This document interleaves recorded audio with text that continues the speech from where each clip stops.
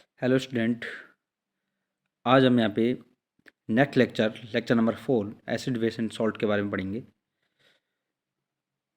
तो आज हमारे पास जो टॉपिक है वो है क्षारक। पहला क्षारक। क्षारक किसे कहते हैं?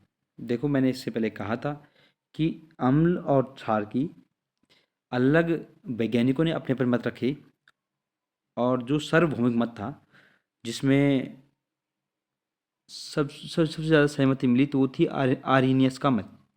आर्हीनियस के अनुसार अम्ल क्या होते हैं? जो जलीय विलयन में हाइड्रोजन आयन देते हैं। ठीक है। उसी प्रकार से आर्यस ने क्षारक की जो परिभाषा दी है, वे पदार्थ जो जलीय विलयन में हाइड्रोक्साइड आयन देते हैं, OH नेगेटिव आयन देते हैं, उन्हें क्या कहते हैं? क्षारक कहते हैं। ठीक है। क्या वे पदार्थ जो जलीय विलयन में क्या हाइड्रोक्साइड आयन देते हैं, क्या कहते हैं? क्षारक कहते हैं। ठीक है। अब जैसे यहाँ पे एग्जाम्पल दिए हैं, ठीक है, NaOH कास्टिक सोडा। ठीक है। NaOH अगर इसे वाटर सॉल्यूशन में डालते हैं, ठीक है, वाटर सर्जरी भी, तो ये क्या है? टूट जाता है, विघटित हो जाता है, और Na positive plus OH negative, OH negative hydroxide ion देते हैं। ठीक है। उसे क्या कहते हैं? क्षारक कहते हैं। उसी प्रकार हमारा दूसरा एग्जाम्पल क्या है यहाँ पे? Magnesium hydroxide, milk of magnesium जिसे नाम दिया जाता है। देखो, मिल्क ऑफ मैग्नीशियम का एग्जाम्पल हमने पहले पढ़ा है। एंटा एसिड के रूप में प्रयोग किया जाता है, प्रति अम्ल के रूप में ये प्रयोग किया जाता है। देखो, मिल्क में ऑफ मैग्नीशियम भी एक प्रकार का क्षारक है। ठीक है।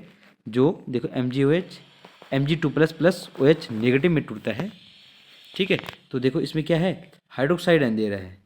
क्षारक क्या होते हैं? जो जलीय विलयन में हाइड्रोक्साइड आयन देते हैं, OH नेगेटिव आयन देते हैं, उन्हें क्या कहते हैं? जैसे NaOH भी OH नेगेटिव दे रहा है।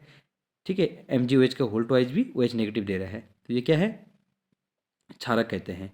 ये हमारा आर्यनेस का मत था। ठीक है। अब देखो, क्षारक की कुछ फिजिकल प्रॉपर्टीज है।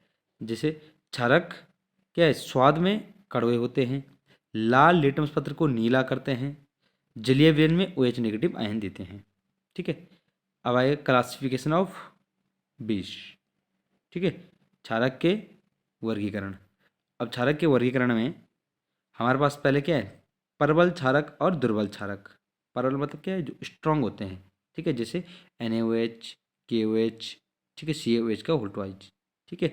और अमोनियम हाइड्रोक्साइड NH4OH जो क्या है? दुर्बल क्षारक का काम करता है। ठीक है। अब क्षारक में एक टर्म्स आती है, क्षार। ठीक है। क्षार किसे कहते हैं? वे क्षारक जो जल में घुलनशील होते हैं, उन्हें क्षार कहा जाता है। जो क्या है? जल में घुलनशील होते हैं, जल में घुल जाते हैं, उन्हें क्या कहते हैं? क्षारक कहते हैं। ठीक है। सभी क्षार क्षारक होते हैं, लेकिन सभी क्षारक क्षार नहीं होते हैं। ठीक है। इसके बाद नेक्स्ट टॉपिक जो हमारा है वो है केमिकल प्रॉपर्टीज ऑफ बेस। ठीक है। अब बेस की जो केमिकल प्रॉपर्टीज है, इसमें देखो, जो क्षारक की अभिक्रिया, देखो पहले एक रिएक्शन जो है क्षारक की हमने पढ़ रखी है। ठीक है। जो क्या है?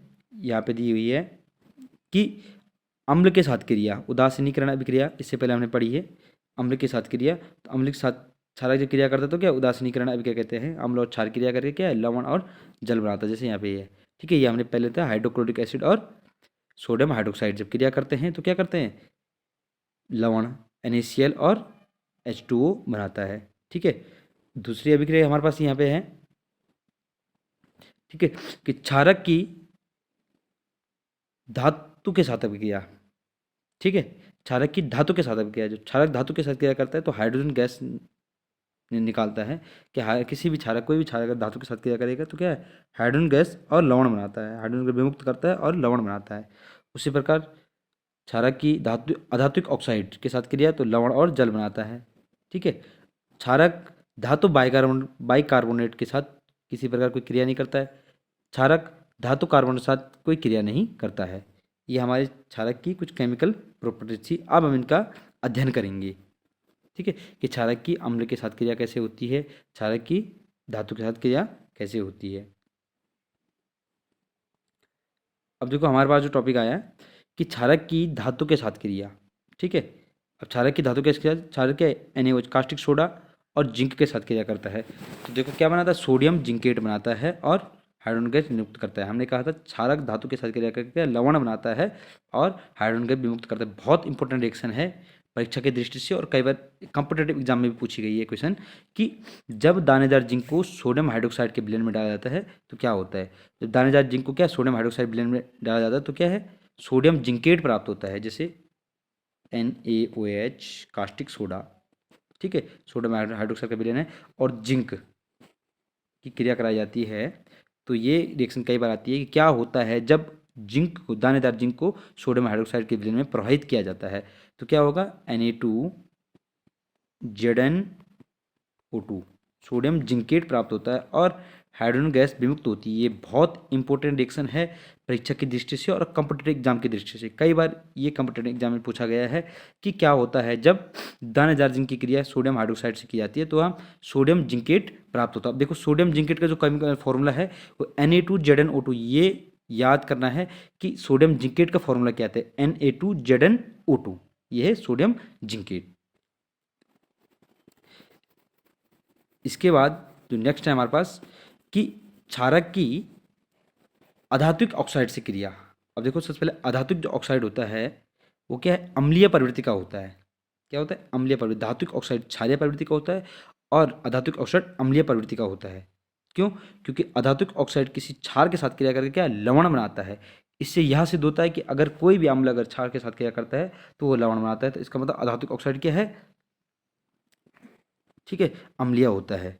देखो अब देखो हमारे पास CO2 कार्बन क्या है, अधातु है, और CO2 क्या है, कार्बन ऑक्साइड है। तो ये क्या है, अधात्विक ऑक्साइड है कि कैल्शियम हाइड्रोक्साइड से क्रिया करते हैं, ठीक है। कैल्शियम हाइड्रोक्साइड एक क्षारक है। तो देखो CO2 क्या है, अधात्विक ऑक्साइड, कैल्शियम हाइड्रोक्साइड क्या है, एक क्षारक है। जब इसकी क्रिया करते हैं CaCO3 कैल्शियम कार्बोनेट बनता है, ठीक है, कैल्शियम कार्बोनेट जो एक लवण होता है और जल निकलता है H2O, ठीक है। तो इससे यह पुष्टि भी होती है कि जो हमारे अधात्विक ऑक्साइड होता है वो क्या है, होता है अम्लीय प्रवृत्ति का होता है। क्योंकि कोई भी अम्ल अगर क्षार के साथ क्रिया करता है वो लवण बनाता है। तो इसका मतलब माना कोई भी एक्स पदार्थ है अगर वो किसी क्षार के साथ क्रिया कर रहा है और लवण बना रहा है तो इसका मतलब वो एक्स पदार्थ क्या होगा, वो क्या अम्ल होगा। तो यहाँ पे जो एक्स पदार्थ था वो हमारा अधात्विक ऑक्साइड था। वो अधात्विक ऑक्साइड क्या है, अम्लीय प्रवृत्ति का होता है, ठीक है।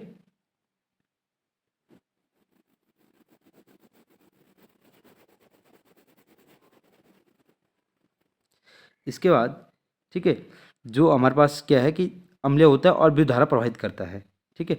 अधात्विक ऑक्साइड अम्लीय प्रवृत्ति का होता है और विद्युत धारा प्रवाहित करता है। तो बच्चों आज हमारे पास जो ये टॉपिक था अधात्विक ऑक्साइड ये कंप्लीट हो गया। इसके बाद जो हमारे पास टॉपिक है लवण। अब लवण जो होता है